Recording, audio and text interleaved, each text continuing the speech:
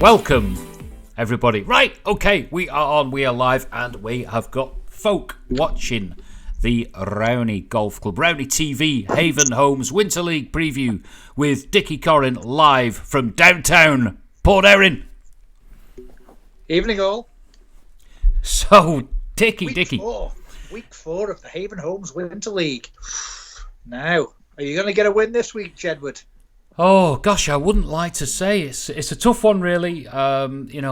Big Trev and Geordie will be smarting from their last fixture where it was the last hole, wasn't it, where you took them? Oh, yes, yeah. No, I tell you what, he was on the ropes last week, and I reckon he's going to come out swinging and, he'll be gripping that club and swinging it hard, and, you'll be on for a whooping there, fella. I dread to think so. Just give us a bit of an insight into the game that you had on Saturday. How did it go? How did it go? Well, generally, Holty was superb. I was shite, hitting the mat from the sixth because you couldn't get the tee peg in the mat. So I went backwards and then sort of topped it and hit the back of the mat. So we'll come to the match later on. But no.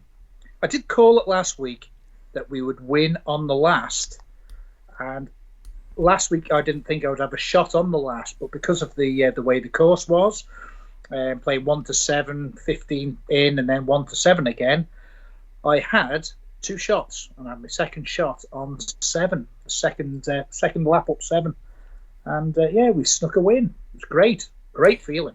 But I went to the club. Everyone loved that result. I was, playing ahead of you, and there's no doubt about it. Geordie and Trev were looking a bit out of sorts. The body language wasn't good. I could see Geordie berating a fir tree on the 15th, of which his ball landed underneath. And I don't know what it is with Big Trevor. He just hasn't got that clarity, has he? He's not got that vision. Everything's kind of out of focus. I don't know what it is. It's difficult, but... And he's had problems, of course, with holding the club and really getting a grip of things. But anyway, I think... Allegedly. I think we've got a tough game ahead, but let's just have a look at the results from the weekend. So, I've got the sheet in front of me here. So, we've got that Kev Robo and Potts took the pipe and slippers. The Charm Offensive, continue their campaign at the top of the table. They're right up there. And you've got the OJs, Dan O'Hare. He did the Sid Quirk in 1.5 hours. The half marathon there. I'd like to see his partner do it. That'd be 1.5 days. There we go. It'd be a wide load. He'd have to get escorted round. Oh, hang on. No, he's still on. Steve will still be on because we haven't got to 5 minutes yet. So there we go. Yes, that was a dog license, that one. Yeah, and myself and Toby, we got battered by the Beards to be feared. Saxon. Two after two, weren't you? We were, and then the Saxon El Bandito, 18 handicapper. No, I shouted over it to him to pull his finger out. And he did just that. It's like being on the football field all over again. He listened to him. Yeah, good lad. I like him. Good little team there. And so we had, I tell you what the shock result was. That was Lurchio. It's Paul and Paul losing to No Way and the injured Brendan, who apparently he was almost on his deathbed Saturday morning. He wasn't going to turn up. The game was going to be thrown. Then he arrives in was it an ambulance? No, it was a buggy. And they took him. Stacey and O'Loughlin losing to the young lads, and Addy and Wilf, People's Champs. It's a half. People's Champs threw that one away, and also, I believe Billy thought he had a shot, and he only found out 6 holes later that he didn't use it properly on the 16th. So yeah, I think the term is they've been Waldorf and Stadlered. many victims to that one. Right, let's have a look at the fixtures. Have you got the fixtures up there in front of you? I've got my fixtures, yeah. All right, you start with game 1 of Matchday 4. Saxon Cowley against the People's Champs. The 2 J's against the People's Chumps. There's only one winner on this one, and it's going to be the Beards to be feared. They gave you a slaying last week, and I think, there's only this could be a 5 and 4. I think they'll be lucky because, of course, at 12:30 there is a Liverpool match on, and that is going to be weighing heavy on the Newt's mind. He'll know that it's a lost cause. He knows that their game it's been described as dire. So it could be. Can you get any worse than dire? It could be. He can seek some solace by popping into the clubhouse and watching it on the TV. A bit of joy there, maybe. So the second game. Some of Holty's finest ale. I think so. So, yeah, Geordie's a big fan of the Carling up there. I believe it was fizzy once. So the next one, we got the Charm Offensive against Kevo and Potsy. Yeah, Castletown battle off this one. It is, isn't it? It is. Again, Charm Offensive going really well. Kevin Potsy, they're doing well. So happy half for me. No. I'm sitting on the fence on this one. I think the Prince Charming bubble is going to burst. You said that last. No, I think this will be it. They've had it too good for too long, and I think they're going to have a game that's going to be too much for them. This Potts guy is settling into the Rowney way. Yes. He certainly's not coming in and drinking Holty's beer, though. You Come on, support Holty's bar. The Tea Caddy. Good beer, had by all. Yeah, good service as well until Holty comes in last minute. Anyway, so we've got the Fox and the Hound against your bro and Brian Robson. Yeah. Well, let's say Cousin Gary, they lost to the Charm Offensive last week. The Fox and the Pug got a damn good shoeing. Yes, I think this is Gary and Cos on the comeback trail. No. And we'll too strong for the Fox and Hound. No. The glorious Pug is celebrating a 3rd place in the 9-holer on Sunday. He was up there, nearly in the prizes. So it could be some form has been had. Well, he was nearly in the prizes, and he'll be nearly the winner, but not quite. So no, definitely Cousin Gary on this one. No, I'll argue against that one. I think the Fox and the Hound will get a point or 3. Okay. No. Well, we'll check up with the Super 8s next week, but me with me 5 points last week. You can call the next one. Oh well, the X-Feds against Paul and Trev. Now, Paul and Trev will be reeling from their shoeing last week, and yes, there's a bit of a theme coming on here. Every team that we play, the following week play you, and they beat you. So come on, Paul and Trev. Yeah, big Trev. Grip him round the throat, chin him. Yeah, 2-1. I can't say anything because they've had us every time. Trev, pulls the stops out. What was it last year? Was he 2 under on the back 9 or something like that? Anyway, it's they're good company. It's always good fun. Love to see Trev, big friendly guy around town. We love you. So lovely smile on his face because you never get one of the Jowdy fella, do you?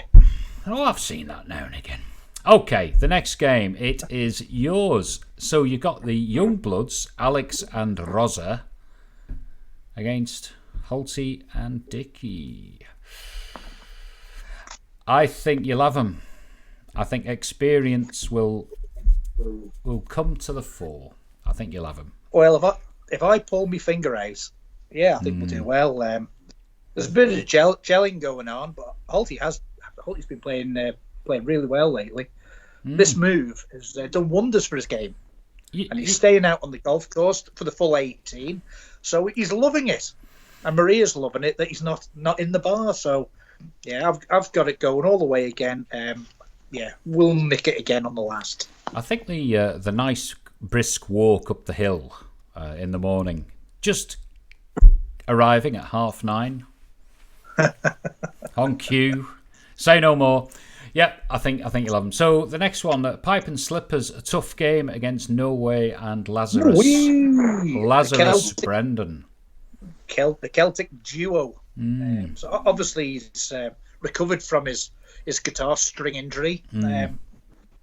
But yeah, I think the Celtic duo here, Pipe and Slippers, they are struggling. You know, there's a pick of age between the two of them now. I was talking to them last week in the bar. They were winning, but let it slip. Let it slippers. So yeah, Celtic duo all the way for me. And the next one is the biggest result potentially. It's the two Pauls.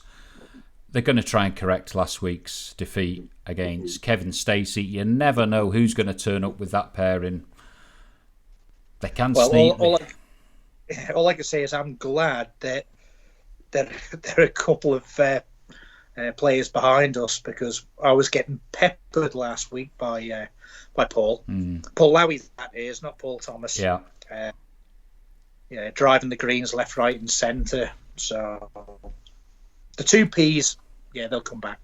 They'll win this one. I think so. And finally, in the run of games for Saturday, we've got Dan and Steve Gandy against the Old Gits. So what's your call? Well, the OJs had an early bath, didn't they, last week, with a simple win. Stadler and Waldorf going to the last again. Yeah, I think they'll slow it down, and they'll get into the heads of the OJs, the backstabbers, whatever you want to call them nowadays. Happy half. I'm going to sit on the fence. Happy half. You think so? Well, I do. I think the OJs will have them. I think so. I think that they're looking very consistent. They're organised, and I can just see it. 3-1, 3-2, something like that. No, I think Dilbert will be a bit tired after his run. Fair play to him, though. Yeah, you must have done that. You've done the Sid Quirk, haven't you? Maybe. Have I? No. I ran round after the football and kicking people, but I wouldn't go just running for the sake of running for an hour and a half or a day and a half for Steve. But no. Well, it doesn't interest me. I tell you what, I think we must identify that we've got favourites for the league. We've got the Beards to be feared and the Charm Offensive. Would you say they're the strongest favourites at the moment? No, I think the Charm Offensive will probably fall off. The Beards to be feared. The two Ps. Yeah. And maybe my mate Holty.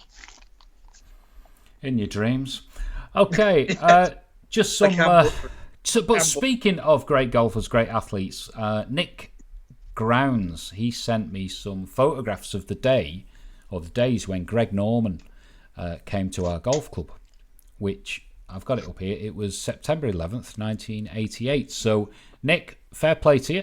Good lad. You sent us some photographs, and I can just put them on the screen now. So just run them through. I don't think you can see them, Dickie, but we've got Greg, Bryn, Nigel, and Phil Grounds on the fifth hole there, putting out. It's quite interesting. Take a look at this one and the buildings in the background and the developments, over time. I'll just move on to the next one that came along. We've got Greg in full swing on the fourth tee, advertising board just in the background, and everyone's looking on. The course looks quite similar, really. It's just great to see this nostalgia in action. And then we've got Groundsy Senior, some sort of presentation with Greg Norman in white trainers, kind of bleachy style jeans and a pastel striped top, the sort of thing you may have worn when you were parading round in the 80s. Oh no, you had long hair and a biker jacket back then, and you were causing havoc down at the port. Correct. You never nicked me though, did you? I wasn't there then. I missed you then. Right, and this is the big photograph. I love this one, and it is it's like a Pringles sweater ensemble. So we've got Nigel Mansell, Phil Grounds, Greg Norman, and Bryn, absolute legends of the club, just stood in a line. You can see the old persimmon-headed clubs. There's baggy corduroys, there's shiny golf shoes. It's an absolute gem, so hopefully we'll be able to share these with you at some point. And then, of course, we've got the one... You're talking about Ant there with the baggy corduroys. He's still got them on, hasn't he? Unbelievable. Still got them. And then the other one, I've got the Vic Arden, who was a steward at the time with Greg, and Greg's pulling a decent pint of Oakles Bitter. We've got Harp Lager. You don't see that nowadays, do you? Hey, and I tell you what, you can see the back of the bar, and you've got none of that shite that Holty has, like, pasted all over the place that needs to go in the bin. But there you go, Vic Arden, steward extraordinaire. Yeah, absolutely good time. So perhaps we'll feature that one. Oh, Paul Grounds. I've been saying Phil Grounds. Sorry about that. Slip of the tongue there. But thanks for that, June, for the correction. So yeah, some great pictures there from yesteryear, 1988, apparently. So that's taken incredible, really, to have something like that to happen on our local course. That was a young whip of a lad then. Young whip. Now, speaking of young whips and juniors and what have you, we've got a little course going on for the Christmas holidays. And it is for the more established junior golf players that we've got at the club. And it's over the Christmas holidays. It's 25 quid for the week. It's coaching by John Tinsley. The club is helping subsidise this. There's lunch involved, and it's 10:30 till 2:30. So Monday, Tuesday, Wednesday, 25 quid, and the following week you'll see on the graphic it's the 28th, 29th and 30th of December. First week is 21st, 22nd, 23rd. So just call John Tinsley. We want the juniors who are fairly competent, who are capable of getting a handicap. That's the criteria, really, because what we want to get juniors who can get round the 9-hole course. You know, that's the way we want to go this year, and get juniors playing in our competitions and events. So, any other skeet or news, Dickie? No, like I say, just a little thing about the mats. Oh yeah, yes, it's great.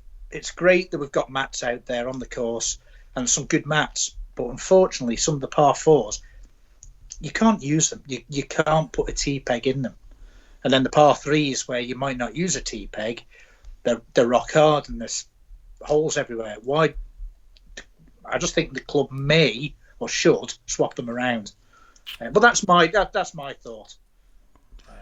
But yeah, it was a struggle on the 6th.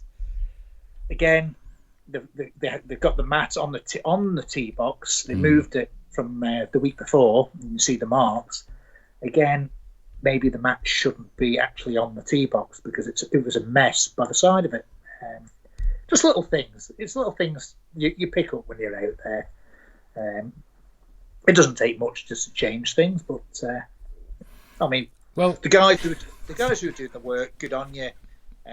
But yeah, I'm just having a. It has been noted. Scotty, I was speaking to Scotty Howarth this week, and I think he's going to be out with a drill to insert some holes for the tee pegs, and they'll be looking at where these mats are placed round and about. But I think the course is in good nick.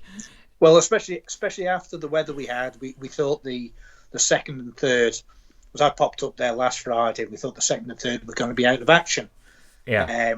And they weren't, and it's great. The second's roped off, it's fenced off there. So as long as everyone abides by, when they're out in their buggy and the trolley, where they can, drive in the rough, not the green or the back of the green. But yeah, the course was a good nick. And the greens were in fantastic nick. What's that song at Christmas? What is it? something about New York, isn't it? What's the... Or a fairy tale. What are they called? I can't remember. Anyway, but there we go. I haven't a clue what you're on about. No, not at all. No, I think it's going to dry out. We've got a dry spell for the next few days, so we are going to be in for a treat on Saturday. But I think everyone should get into the bar on Saturday. Someone's going to give us a good talk to about the judicial system. A guy in the club didn't get sent down, but he told us all about it. It was a great listen. What you've got to do when you turn up with your bag of undies, and get yourself in the bar and have a listen. I think we need to put that Monopoly card back in the box. Just we'll leave that one for a while, and we've got our AGM coming up where. I think that's a couple of weeks now, and we're going to have a new committee sworn in. And new captain. New captain. That's great. In fact, I'm just inspired by this guy. It's Alan Tier, sartorial, elegant, well dressed, cool as you like, and actually knows what he's talking about. So fair play. But I did get my name on the board. It's taken 11 months. So we are up there at last. Is it in stickers? I can go pick them off. Well, you don't need to because we're actually missing an initial, but I'm sure we can pencil one in. But there you go. I'm sure you'll be using the dodgy pencil again. What? Oh, gosh, no. I'm quite happy with the. No, don't do that now. You used it in your other job. Oh, wow. We're going back there, are we? Oh, I never framed anyone. Roger Rabbit? Well, it's been an absolute pleasure, Ricardo. So I'll see you on Saturday. Thanks, everyone, for watching this week. We've had 7 viewers at once. And we had June Castaigne. He corrected me that I was actually calling Paul Grounds. I was calling if he'd have come him up Phil live Grounds. on air, I know. Okay, if he was live on air, he could have, corrected you then. But he's declined. He's declined the invite, Jed. Well, we've got the don't know why. We've got the technology. I'd love to get Ewan's betting. Well, he's got view. a voice for. I'd love to get his view. It'd be good. We could get the odds for the year and who is the favourite maybe to win this fabulous Winter League sponsored by Haven Homes. He loves a gamble, does our Ewan. Yeah. Right. Oh. Come on, JC. Get yourself down. Get on it. Oh, he's saying no. He's something to do with it. It's not in his contract. Cut. Good showman. You don't need my monotone. Okay, I think that is a no. Right, we'll sign off now.